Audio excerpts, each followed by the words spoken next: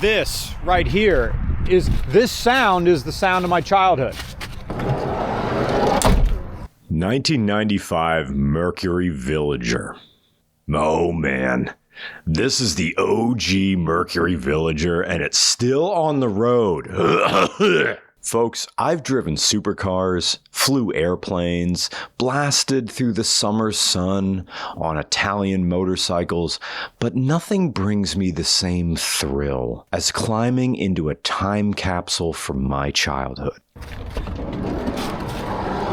These rollers, the sound that these make just could mean anything. It's like, hey, you missed the bus. Come on, kids, let's go.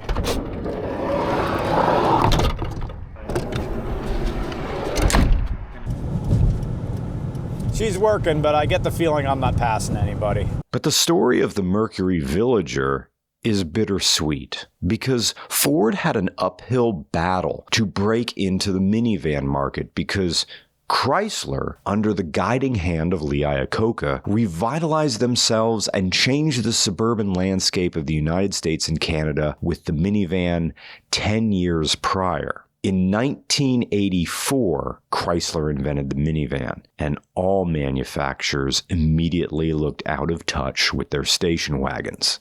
And Ford had insult to its injury because when Lee Iacocca was with Ford in the 1970s, he wanted to create a minivan with them. But Henry Ford II wanting nothing to do with a miniature van. Plus, Henry Ford II hated Iacocca for no other reason than because Iacocca was popular with the company and famous with the public for overseeing the Mustang project. When Henry the Deuce Ford II finally fired Iacocca, our Allentonian friend told Henry, and I'm paraphrasing from Iacocca's biography, "Look, we're making you money and you have no fucking idea how we're doing it." So, Iacocca gets hired by the failing Chrysler, goes in there with a cat o' nine tails in his left hand and Willem Dafoe's rings from Grand Budapest Hotel in the other, and he whips Chrysler into shape, brings the minivan project from Ford,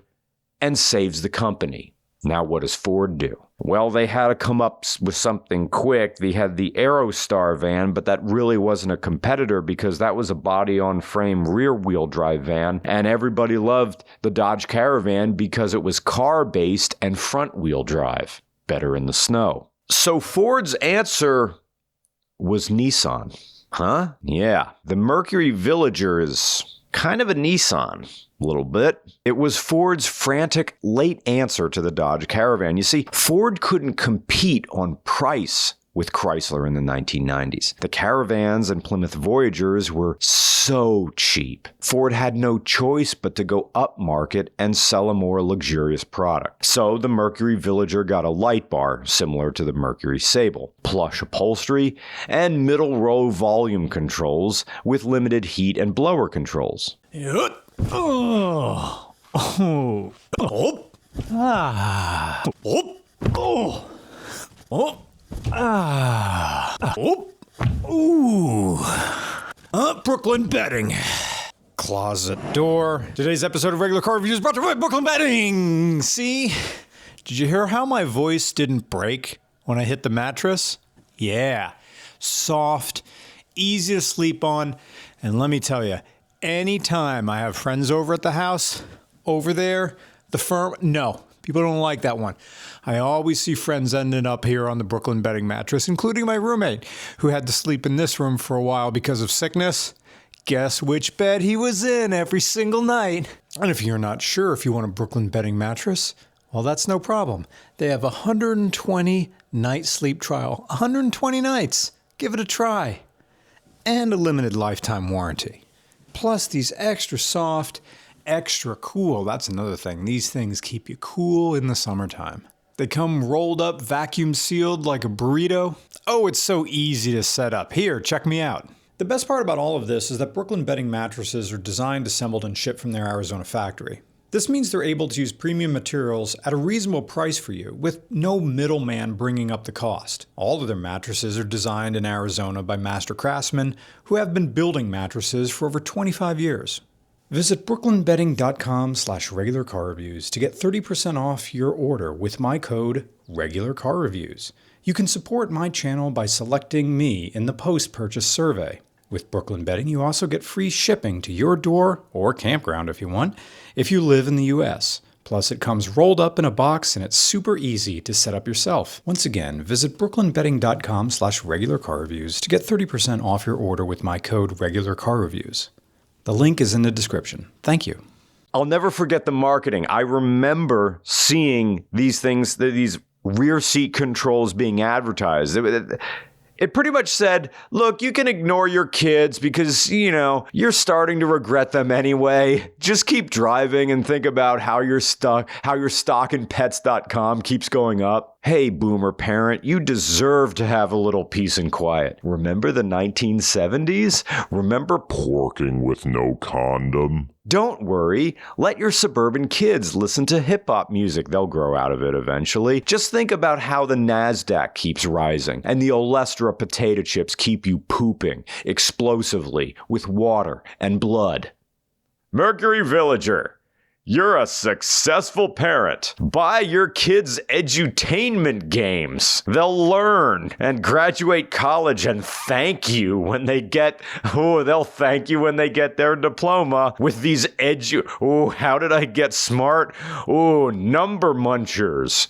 Word attack. Where in the world is Carmen Sandiego's inheritance? Robot Dan's conjugation safari. Billy Bob Thornton's super orienteering challenge. Just Say No BMX 2. Joey Buttafuoco's outer space abstinence adventure. Oregon Trail, the sanctity of marriage expansion. Tom Waits' Hooked on Phonics. How about Don't Wake Daddy, but it's just don't let Daddy say ethnic slurs in Olive Garden. Mercury Villager GS. If they sold vans on the Home Shopping Network in 1995, this is what you'd get. Look at this beige parking lot samurai with its kung fu action grip holding on to a marriage of circadian routine in the middle of a road trip to Myrtle Beach. The kids are in the back, wasting the 24 exposure Kodak roll, snapping blurry shots of roadside cattle while they listen to Batman Forever, the original motion picture soundtrack. Who needs grandma to play third parent when we have a Mercury Villager keeping the kids in line with headphone jacks? This is a fantastic van.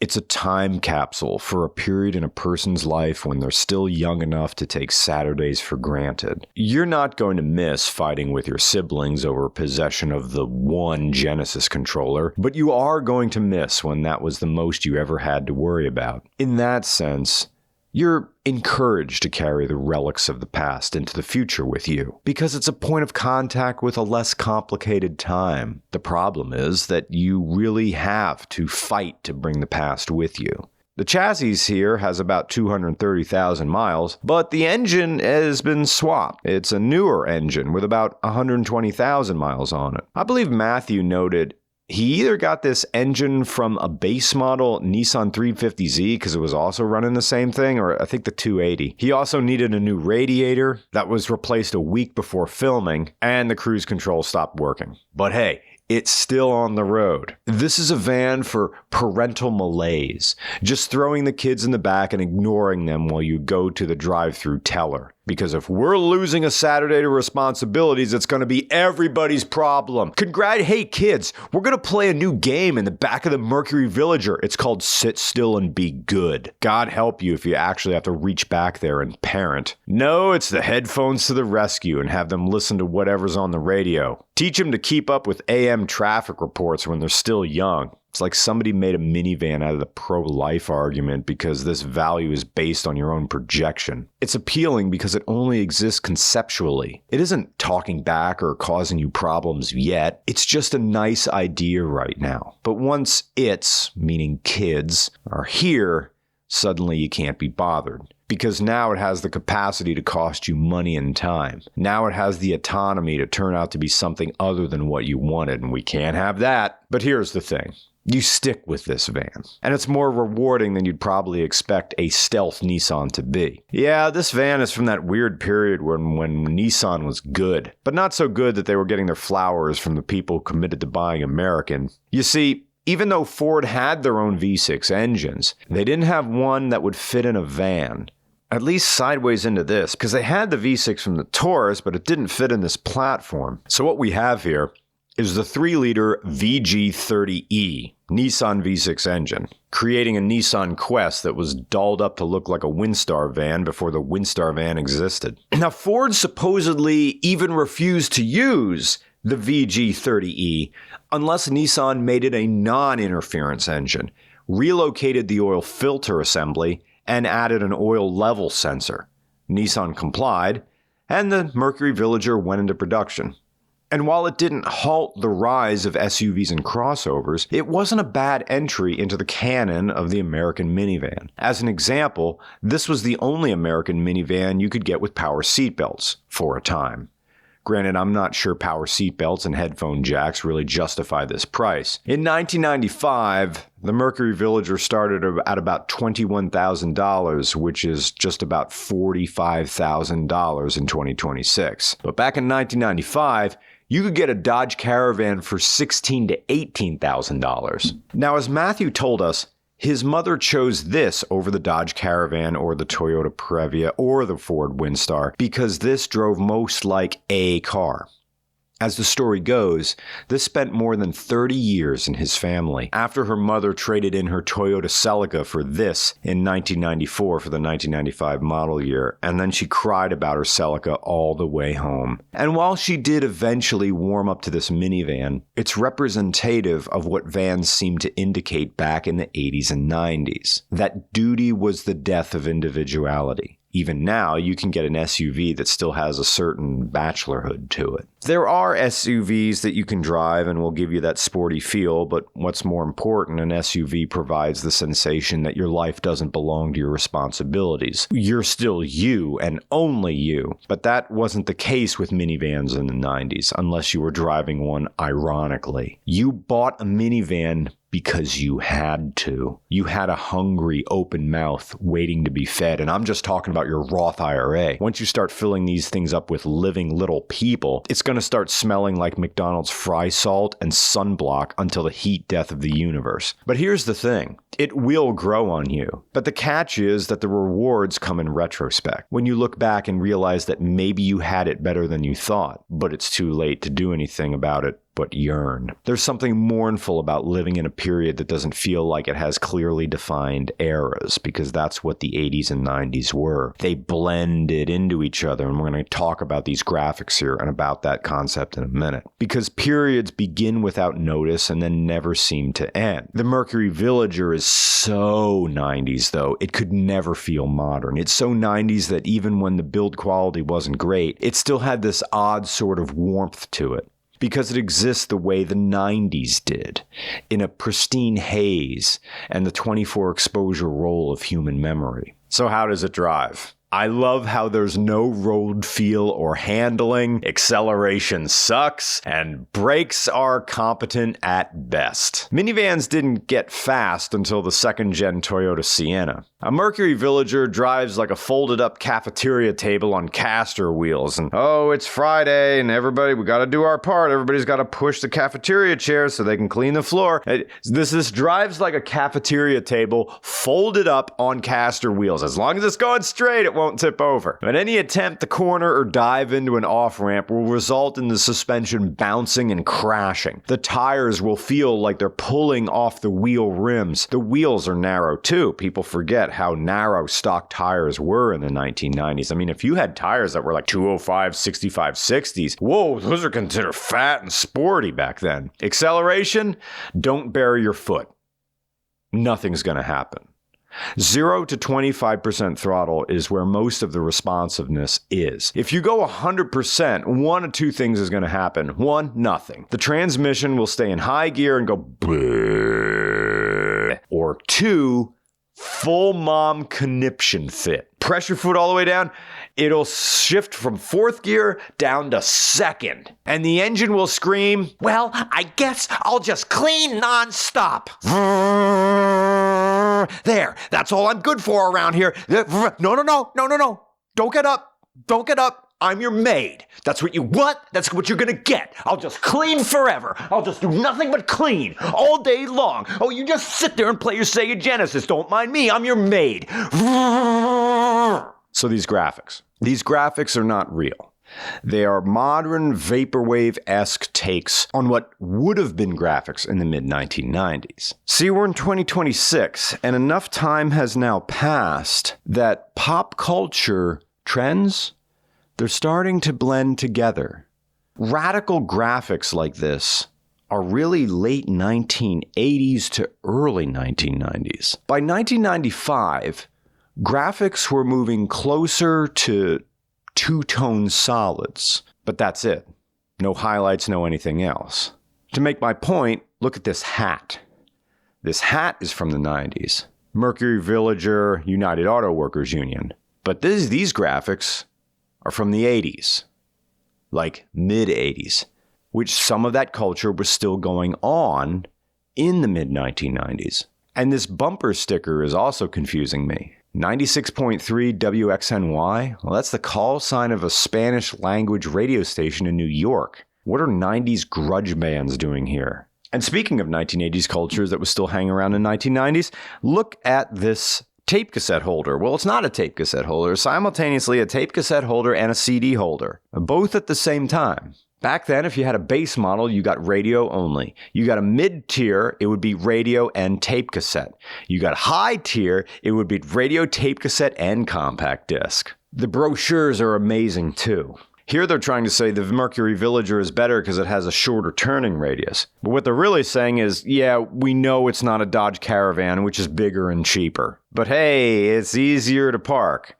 Never mind that Caravans were just as easy to park. But nowadays, in a world of crossovers and fake SUVs, a minivan like this is amazing. Yes, it's not fast, but that's fine. You can take all your friends with you now, and the people in the back really aren't crushed. It's a wonderful, joyous experience from a time that really wasn't documented outside of still photography. And you can go back there and just live in that, but because they made enough of these, you can still find parts and engines. Should you buy one of these? And I honestly think, yeah, you could probably still use this for what it's meant to be, a daily driver for taking people around. And it'll have that carefree aura to it. And it's okay if we hyper-romanticize the 1990s, because I think that's what the decade wanted anyway, the ending of the old era. But the old era continues. That's why car culture is so fantastic. I'm so happy that people keep maintaining these things and they go on and on and on. No matter what happens, we'll always have the new classic cars. Have a good week. This is your last chance to get entered to win our 1995 Toyota Starlet GT Turbo. This giveaway ends tonight, February 23rd, 2026 at 11:59 p.m. Pacific Standard Time. This is a 2,000-pound, 165 horsepower hot hatch with a turbo and coilovers and a boost controller and a mini disc head unit that's fun every single day. I've used this as a daily and I've used this as a weekend burner, and you're gonna enjoy this too. So go to fanofthem.com/regularcars. Buy some limited edition merch. You're helping out my channel so much. And you're automatically entered to win this JDM hot hatch. Please enter this giveaway. It helps us to continue to make videos and to do road trips. I can't wait to see you all this summer. And through these giveaways, we can continue being this disgusting, weird, and ultimately unique car show forever. So please, every one of you, please enter this giveaway. It means so much to me. Thank you so much, and thank you for liking Regular Car Reviews.